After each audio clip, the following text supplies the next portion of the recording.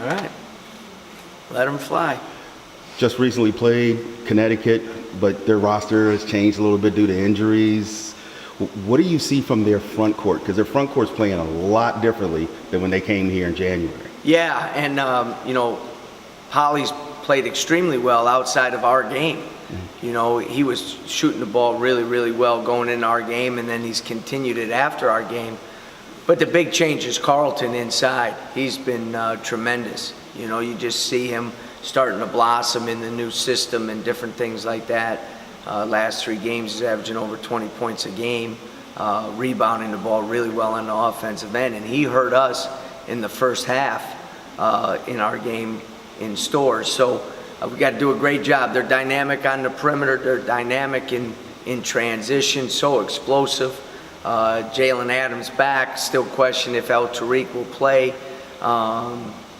You know, it's one of those teams, and if you look at our league, the top 4 teams are the teams that have somewhat remained injury-free, you know, throughout the entire year.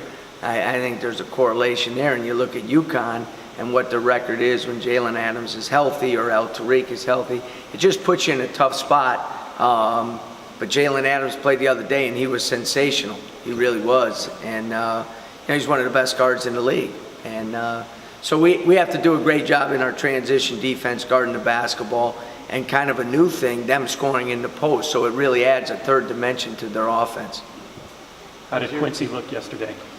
Well, he got a good workout in, good rehab and all that. So we're gonna, you know, see how he does the next couple of days in practice. He's still not full go even in practice, but he'll do more than he did in the 3 weeks prior to the last game that he played.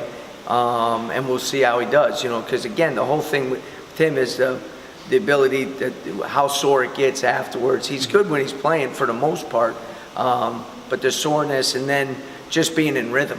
You know, it's hard at that position not to practice for 3 weeks and then try to play 4 games, you know, and he's a tough enough kid. And obviously what we do as a coaching staff is whatever the doctors and the trainers say he can do in practice, then we try to do that. And we got to hold him back sometimes because he wants to do more. I think the rest has helped him, and we'll see how he responds this week. A day and a half since Sunday's game. How's the team feeling right now in terms of looking forward to the tournament? You know, with everybody, you get a kind of a breath of fresh air when you start this. You know, sometimes you have to take a step back and you look at the big picture of the 18 games that we just played within the league. You know, the 4 NCAA tournament teams we're 0-7 against. The rest of the league we're 8-3.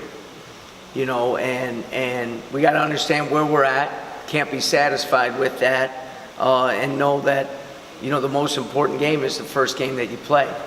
And so there's always a sense of urgency, but also a great sense of excitement.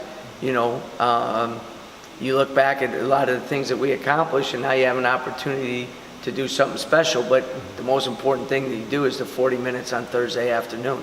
So I think our guys will be ready to go. They'll be excited. We were disappointed in how we performed on Sunday.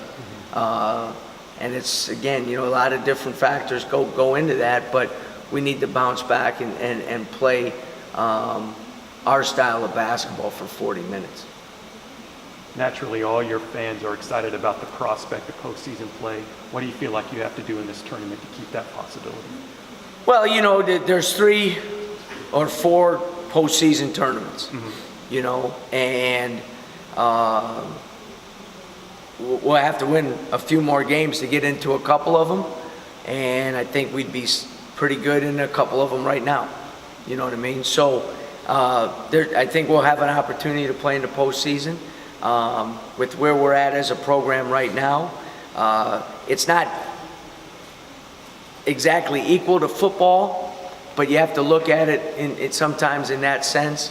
We're a basketball program, if you compared us to football, that over the last 3 years, our record would have been 1-10. And now we're 7-4. And if we had an opportunity as a football program, I'm not talking about South Florida, I'm just talking in general. It's 7-4 to go to a bowl game, we'd go to a bowl game. So if we have an opportunity to play in the postseason with, where we're at as a program, what we have coming back, to build on some success, to continue some momentum, to give the guys another experience that could help them down the road, I think I would be in favor of that. I would be in favor of that. So we'll have to see.